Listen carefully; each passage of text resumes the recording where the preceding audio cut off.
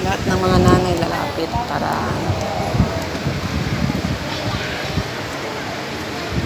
bendisyon si Father. Kasama ako.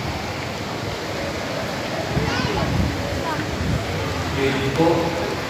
Kung sa kayo po lahat, ay request po mag-extend ng kanilang kamay sa ating mga nanay sa ating sa buwan. Kailangan tayo. Diyos na pinagmumula ng buhay, Diyos ng mga babaeng banal na tulad ng Sarah, Ruth at Rebecca.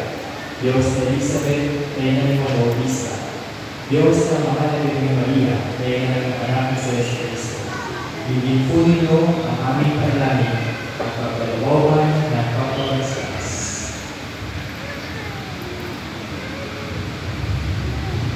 Ang lahat ng mga inang-olang na dito sa lugar nito. Paspasan po sila ng lakas na nagpupula sa iyong banal na Espiritu. Sapagkat sa pamamagitan nila, natutunan ang mga anak at ako kung paano tumayo at lumaban, kung paano magsalita at maglaro, at kung paano mamalapit sa iyong banal na harapan sa pamamagitan ng tapat na panalangin. Pagkalooban po sila ng biyaya ng isa sa iyong banal na harapan, at matanggap ang pagkain ng bibigay buhay sapagkat sila ang mga taluyo at nagpapara sa amin. Sila din ang nagturo sa amin kung paano nagtaguyo ang aming mga sarili at ang aming mga pamilya. Pagkalooban po sila ng kalusugan at kapayapaan, ng kaganapan at kaligayahan, ng pagkakataong kami kanilang maipagmalaki bilang mga anak. Pagkalooban po din po sila ng mga kaibigan na nanatiling tapat upang kanilang patuloy na matabang yung pagkalinay pagmamahal. Pwede, aming sinasama sa panalangin ang mga babae wala ng nakaalan, lalo na mga tahimik na iniyakabuhi ang kanilang pamilya. Naglilingkod na may kababaang loob at nagtitiis ng hirap sa buhay para sa kapakanan ng kanilang asawang mga anak.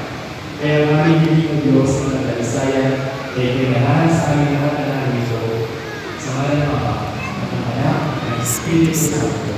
Amen. Amen.